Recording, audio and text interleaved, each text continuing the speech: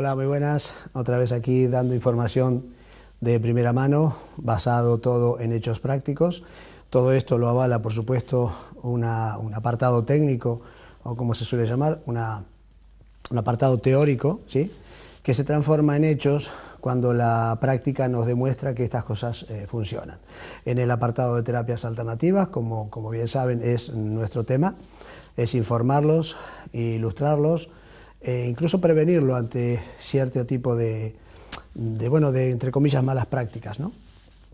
Darle información para que ustedes sepan qué es lo que tenemos o no tenemos que hacer a la hora de elegir un terapeuta, ¿no? Entonces, esta información, la verdad que lo que es el programa en sí, me sorprende, me llama mucho la atención. Si bien yo sabía que esto era algo pionero en España, que no se estaba haciendo, los mensajes que nos dejan de gracias, de felicitaciones por la información que les estamos dando en el contestador automático, que por cierto es el 986 11 50 86 de Quirox.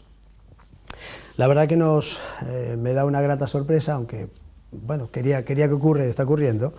Y por otro lado, cuando nos para las personas en la calle y con lo mismo nos agradecen la información que les estamos dando, ¿no? Esto tiene muchísimo recorrido. Hay una cantidad muy grande de terapias alternativas. Puntualmente la que yo pueda estar desarrollando es una más dentro del entorno, independientemente de que sea basado en leyes biológicas. Y la idea justamente era tratar de darles un paneo global de todas estas terapias. En el apartado de estructura, hoy nos va a tocar trabajar todo aquello referido, otra vez, en parte del cuello, y en este caso va a ser la espalda, ¿no? Una estructura que tiene sus bemoles, hay disfunciones llamadas fibromialgia que están alojadas puntualmente en la espalda, independientemente de otros músculos, ¿no? Pues bueno, se transforman estas disfunciones crónicas en un misterio a la hora de poder resolverlo en muchísimos casos, ¿no? Entonces esta información está dada para aquellas personas que justamente este tipo de sintomatología por aquel u otro método no son capaces de resolverlo. Esto sería una opción más que en principio se recomienda a las personas que nos llamen por teléfono, nos consulten, y como siempre decimos, que consulten a las personas que ustedes determinen para poder elegirnos, para nosotros poder trabajar con ustedes, ¿no?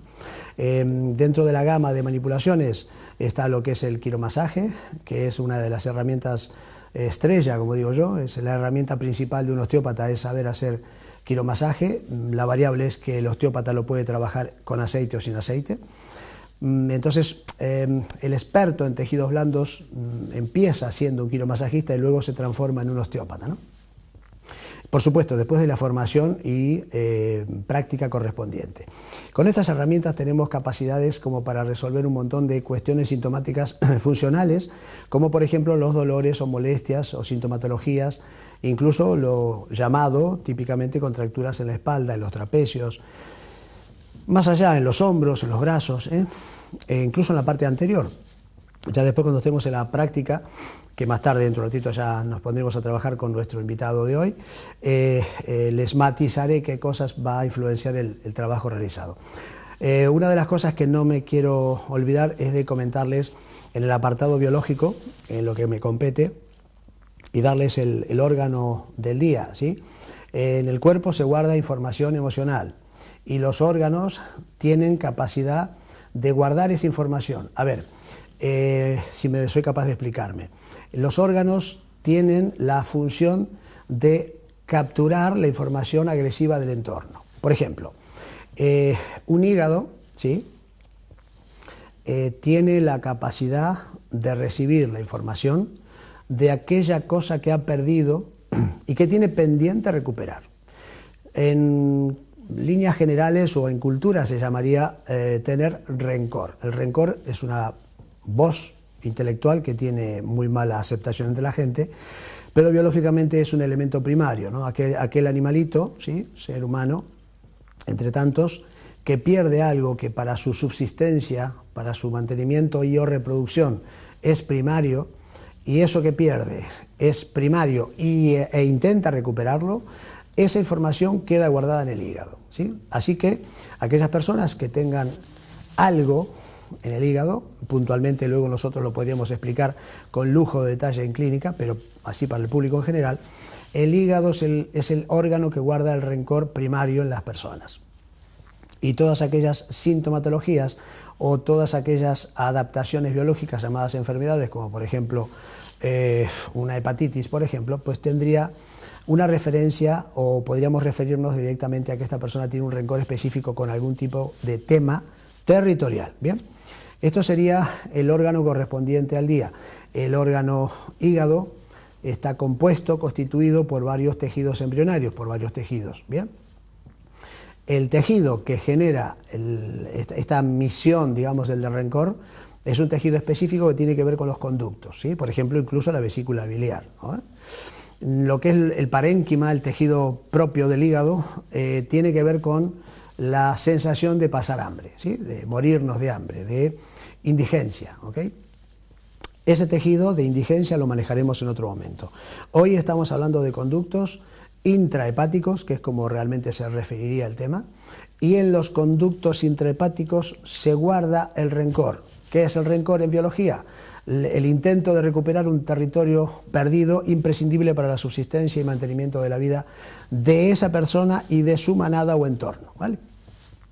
Si quieren más información, en la escuela les podemos dar información con bibliografía, incluso con vídeos, para poder entrar un poquito más en tema. Incluso si entran en la página de Quirox, www.quirox.es, les daremos los enlaces para poder entrar en una buena cantidad de videos y de información práctica escrita como blogs y demás para poder interiorizarnos un poquito más sobre esto. No se olviden que son leyes biológicas que están desarrolladas hace más de 30 años, están descubiertas hace más de 30 años y hay muchísimo escrito y muchísimo practicado, muchísimo llevado a la realidad. Esto no es una idea temprana, esto es algo que quienes venimos trabajando desde hace ya, bueno, yo vengo trabajando con las leyes biológicas desde el 2005 y desde el 2005 hasta el día de hoy, la verdad que siempre he encontrado resultados más que positivos, diríamos resultados exactos a la hora de la valoración con relación a este icono que a mí me toca manejar, que es la parte conflictiva emocional, ¿sí? Entonces, todos aquellos hígados que he encontrado con esta sintomatología específica intraconductal, en todos los casos sí me he encontrado con que estas personas tenían un alto rencor o un rencor determinado por una situación específica. Hasta el día de la fecha, repito, desde el 2005 hasta el día de hoy, todas las valoraciones que he hecho siempre me han dado positivas. Bien, pues entonces, terminamos con este tema, información biológica, y vamos a continuar. Hoy tenemos un invitado amigo, estrella, que se llama Sergio. Hola Sergio, ¿qué tal? ¿Qué tal, Javi? Encantado. ¿Y te dedicas a qué? Cuéntame. Bueno, yo soy osteópata, entre otras cosas. He tenido mucha formación, pero bueno, muy fuerte realmente es el osteópata. Tanto estructural como un poquito también llevo la parte biodinámica, ¿vale? Biodinámica, ¿qué quiere decir un poquito? Que aparte de tocar a las personas y hacer sus ciertas movilizaciones, aparte de eso, nuestro cuerpo, como bien has dicho tú antes, guarda una memoria de ciertos problemas que hemos tenido anteriormente, ¿no? Entonces también trabajamos un poquito con eso y intentando guiar siempre a la gente cómo puede solucionar sus problemas o cómo puede mejorarlos de la mejor manera posible y dándole una solución. Entonces, o intentándolo. Tu comprobación práctica te ha llevado a la comprobación, valga la redundancia, de que los tejidos guardan memorias. Así es. Aparte de guardar memoria, te das cuenta luego ya cuando estás en clínica, cuando la persona la tienes ya en la camilla, te das cuenta que hay ciertos patrones que se repiten, ya no solo estructurales, o sea, del cuerpo, músculos, huesos, tejido, no solo eso, sino que la gente también suele tener un comportamiento, ¿no? Un comportamiento que también puede dar derivación a esos problemas, de hecho. Bien, me estás hablando de que hay memoria, y esta memoria en una persona, esta memoria orgánica, en una persona que está tumbada en una camilla, digamos que por protocolo no se podría descubrir, solamente lo puedes descubrir si tienes intuición terapéutica. Una, intuición, y dos, muy importante también lo que te comentan, lo que hablan contigo el paciente, muy importante la confianza sobre todo. Bien, entonces diríamos que estás trabajando con protocolos estructurales, como cualquier osteópata, ¿sí? Pero a mayores has desarrollado esta capacidad de trabajo llamada intuición terapéutica, que bueno, a los protocolares esto les chirría muchísimo, pero que hemos comprobado que lo hemos enseñado en la escuela, lo estamos enseñando. Así es. Tu formación fue en Quirós. Casualmente. Sí, ya llevo, bueno, formación continua, llevo desde el 2003 y nada, aprendiendo, ayudando a la gente y bueno, el mayor aprendizaje, aparte de aprender lo que aprendemos en escuela, luego cuando estás tratando a gente, a pacientes de verdad, es como realmente pienso yo que es cuando empieza tu real aprendizaje. Estás trabajando, tienes tu centro, ¿verdad? Tengo mi centro, Centro Osteopatía Vitae, está en la parte de arriba de Miñoca, Luis Casado, número 15, bajo. ¿El teléfono? Teléfono 655 44 32 11. Bien, pues así te pueden localizar y aquellas personas con las cuales vienes trabajando, pues ya, bueno, ahora tienen un punto referente que salimos aquí. Aparte, en este medio. Siempre digo lo mismo, para cualquier consulta, lo que sea, estamos allí, para preguntar lo que sea, siempre atendemos a todo el mundo sin ningún compromiso tampoco, ¿vale? Y siempre nos gusta eso, la gente viene enferma, aparte hay que tratarla, vamos, fenomenal. Con mucho cuidado, ahora lo vamos a matizar. Ya no solo con cuidado, sino que... con cariño. Con mucho cariño. Exactamente. Ahí. Pues vamos a ver ahora, vamos a trabajar ahora con Sergio. Vamos a ver ahora en una persona cómo se manifiesta y cómo se modula una estructura, en este caso el omóplato, y las particularidades técnicas que tiene esto para poder generar este buen trato, este trato terapéutico y sobre todo este mimo profesional que nosotros desarrollamos con las personas. No solamente las tratamos, sino que las mimamos. No tenemos que olvidarnos siempre que la persona que está en camilla es una persona que está sufriendo, ¿sí? No es una máquina, mal llamada.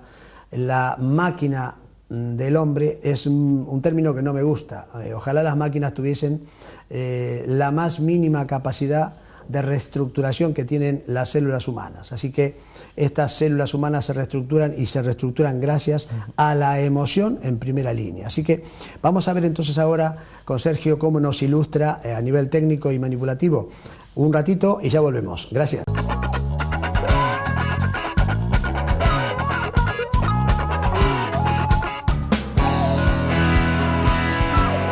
Bien, pues ya estamos aquí. Vamos a ver ahora con Sergio cómo valoramos una escápula y cómo la elastificamos, ¿sí? Ok. Vamos entonces a los hechos. Bueno, primero vamos a valorar cómo está la escápula.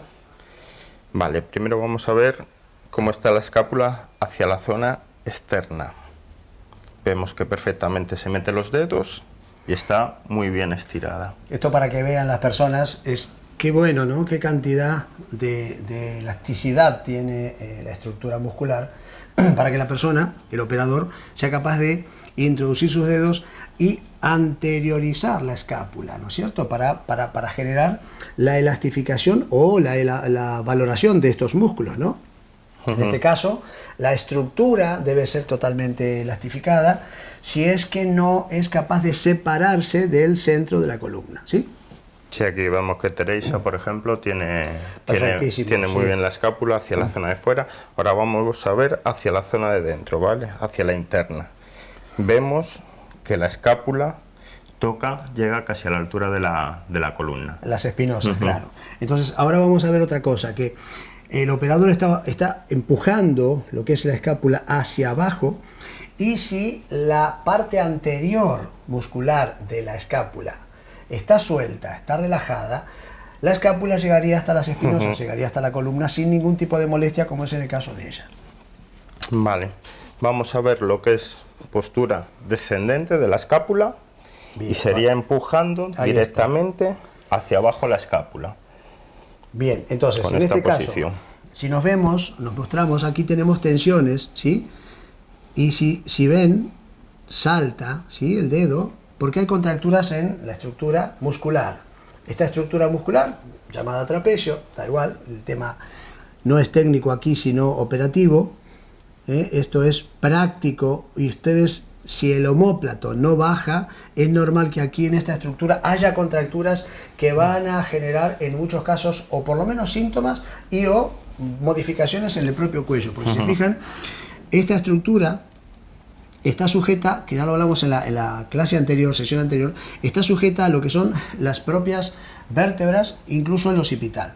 Así que si tenemos un acortamiento, es normal que la cabeza tenga la tendencia a estar en esta posición, incluso con rotaciones, ¿sí? Así que si aflojamos el omóplato y nos encontramos que los músculos específicos localizados están generando esta tensión, al relajarlos aflojamos la tensión, en este caso cérvico occipital, ¿sí?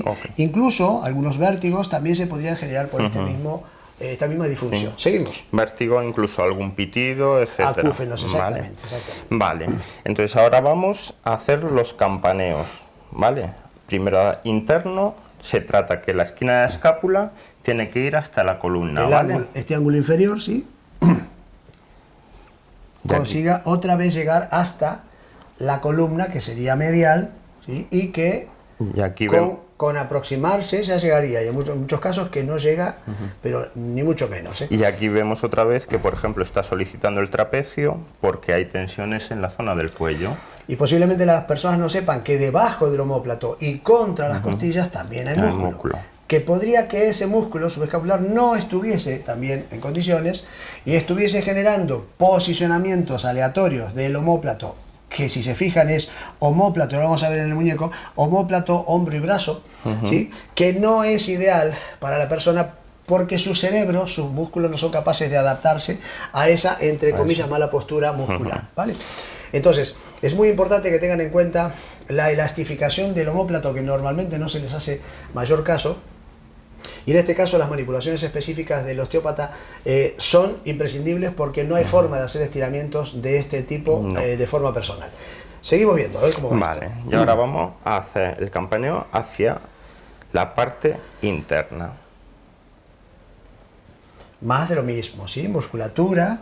No les quiero liar la cabeza con nombres. Aquí hay músculos, ¿sí? Que si estuviesen retraídos, tendríamos la típica posibilidad de tener una escápula alada, que es que esta punta estaría salida hacia adelante, ¿eh? Entonces habría una distensión de esta musculatura escápulo-vertebral y una retracción para que esto esté en esta posición, una retracción en la parte anterior de la escápula que está sostenida por dos músculos, en este caso pectorales, ¿ok? Vale, una cosa muy importante, por ejemplo, ya ahora cuando estamos haciendo la valoración vemos que hay una hiperemia en la zona. Ahí está. Vale, entonces quiere decir que también ahí algo pasa. Vale, tendríamos que meternos un poquito más a fondo y un poco más de valoración, pero bueno, nos cuadra también con la zona donde hemos visto las restricciones, que vemos que se ha puesto roja simplemente al contacto, ¿vale? Y luego la zona por debajo de la escápula. ¿Te acuerdas que en las clases marcábamos que había que tener mucho cuidado con el tema de las valoraciones porque las valoraciones en sí ya tenían en muchísimos casos capacidad resolutiva, ¿sí? Esto para la osteopatía convencional por ahí no le cierra porque seguramente no le han prestado atención, pero cuando nosotros evaluamos, como en este caso estabas haciendo los estiramientos, si esos estiramientos de evaluación están relacionados con la sintomatología, automáticamente la valoración desconecta la sintomatología. Así que tenemos que ser, como decíamos hoy contigo, muy cuidadosos con el paciente para poder prestar atención. Seguimos. Aparte ya de hecho, cuando estás ya haciendo la valoración, ya lo que tú decías, unos cambios ya genera cambio en el propio paciente, ya las dolencias, el problema que tenga, le puede cambiar perfectamente. Seguimos trabajando. Vale, pues ahora de par circular, a ver si vamos está a ver libre, el movimiento, vale, y aquí en esta zona vemos que en este movimiento está libre. Bien. Lo que hacemos es coger la escápula y darle un círculo. Y ahora es el de ahí tienes el de ascenso, ahí está. Este sería la valoración arriba de ascenso. Esta musculatura tiene que ver no solamente, paradójicamente, con la musculatura del omóplato, sino que tiene que ver con un músculo que no se tiene nunca en cuenta y da mucha lata, que es el dorsal ancho, que viene desde el brazo, y esto ya vamos a mostrar aquí el muñeco, ¿sí? Viene desde el brazo, ¿sí? Va a incidir en lo que es todo, en lo que es la mitad, incluso parte inferior de la columna, y lo que me interesa remarcarles es que está inserto también en esta zona, en lo que es el ilíaco, o sea, en la cadera, en la pelvis, ¿ok? Entonces, tenemos un músculo en el brazo que nos puede modificar lo que es la propia pelvis, ¿sí? Esta zona, sacro, columna, ilíacos, es muy importante que la musculatura que controla esta estructura articular, biarticular o multiarticular, sea relajada. Y paradójicamente, trabajando el omóplato, conseguiríamos a través de la tracción del dorsal ancho la liberación pélvica. Cuidado, ¿eh? Una cosa muy importante que no se tiene en cuenta y que solamente los osteópatas lo podemos manejar de esta forma, ¿bien? Entonces, hemos elastificado, acá el omóplato tiene un posicionamiento un poco aleatorio, está un poquito alto, es una placa de plástico, ¿no? Si bien el esqueleto está hecho de un molde de verdad. Vemos entonces las posibilidades musculares, ¿sí? Que decíamos, si el omóplato, este ángulo inferolateral externo, se acerca cuando elastificamos, es porque la parte anterior, ¿sí? Si yo puedo hacer esto, es porque la parte anterior muscular, que es el pectoral mayor y menor, están elastificados. Si yo no puedo aproximar, es que hay contracturas en la parte anterior, no en la parte posterior. Lo mismo que si no lo puedo separar, es que hay contracturas en esta parte. Así que tenemos que tener muy en cuenta, en esta valoración, ser muy finos, ¿sí? Porque podríamos tener una retracción del trapecio que no me deja mover la escápula. Y esto se refiere a músculos que en principio no están directamente metidos en la escápula, sino que son superiores. Seguimos entonces. Vale, también dejar claro una cosa. Ahora mismo estamos haciendo bueno, una valoración específica de lo que es el hombro, ¿no? Por decirlo así, el omóplato. Muy bueno, sí. ¿Qué pasa? Que nosotros siempre como osteópatas siempre consideramos que el cuerpo es toda una unidad, ¿vale? Que no porque te duela aquí, el problema tiene que estar aquí, ¿vale? Que puede ser que tenga un problema aquí, puede venir lo que tú decías ahora mismo, por la parte de adelante, del pectoral, de la parte baja de la columna, de una rodilla, etcétera. Habría que valorarlo, ¿vale? Entonces ahora ya nos vamos a ir ya sobre la elastificación directa, ¿vale? Ahora hemos visto que donde tenía tensión realmente era en la zona de los trapecios, entonces ya vamos a hacer la elastificación ya concreta para eso, ¿vale? Entonces primero vamos a traccionar hacia abajo, inferior, ¿vale? Y siempre lo hacemos con respiraciones, ¿vale? Siempre le decimos al paciente que coja aire, cuando suelta, vamos a notar una relajación en el músculo por una oxigenación que tiene el propio músculo, ¿vale? Entonces cogemos aire, suelta. Mientras él hace el trabajo, escuchen. Esta relajación miotensiva es muy importante que tengan en cuenta esto. Cuando la persona toma aire, el osteópata mantiene la fuerza, no es que empuja más. Coge aire. Solo se elastificará cuando el cerebro de la persona suelte el músculo, no cuando el operador tire del músculo. Vale, ahí ya vemos que hay una relajación. Ahí está. Vale, muy importante, ¿vale? En mi forma de trabajar.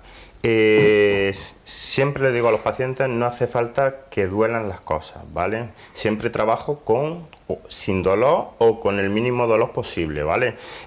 No hace falta que el paciente esté sufriendo con una manipulación, esté doliendo para que tenga su efecto. Al revés, nosotros al final lo que queremos conseguir es una relajación estructural, ¿vale? Si un paciente está sufriendo porque le está doliendo, al final va a estar en tensión y no conseguimos esa relajación que queremos, ¿vale? Entonces, muy importante, siempre trabajo sin dolor. Siempre aviso al paciente que si tiene algún dolor o alguna molestia, siempre que me avise, por muy pequeña que sea, que hay que ver si es o no se puede trabajar con eso. Muy importante el cuidado, muy puntilloso de la persona. Hacemos sobre las elastificaciones que faltan y ya lo dejamos, el tema concluido, el tema del omóplato. Coge aire. Ahí está, haciendo la torsión del omóplato, ¿sí? Traccionando, ¿ven cómo se estira? Miren aquí, coge aire. Si ven que estoy cogiendo tejido, esto es piel, pero abajo, esto es músculo, ¿ok? Esto es músculo que tiene que ver con el platisma, con el trapecio, en fin, hay varias estructuras que se están elastificando. Suelta. Y ya vemos que, por ejemplo, la tensión que había ahí, que ya va cambiando, ya ha relajado. ¿Vale? Vale, pues con esto terminaríamos lo que es la relajación o el estiramiento de lo que es la zona del trapecio, que es la que peor estaba. Parte látero externa del platisma, por ejemplo. Haríamos entonces también la tracción, Vale. ¿sí? A ver cómo, porque esto es un movimiento muy curioso, Relaja. que las personas no lo saben, que en líneas generales esta musculatura subescapular suele estar muy retraída, ¿no? Rombos y demás suelen estar muy retraídas, y que si hay un operador que hace esto, porque claro, normalmente se van a dar masajes en esta estructura, pero esto de introducir los dedos debajo, que se sepa que si la estructura está bien, eso, como podemos ver, no duele. No es Si que la estructura está bien, no tiene por qué doler Ni molestar. ni molestar.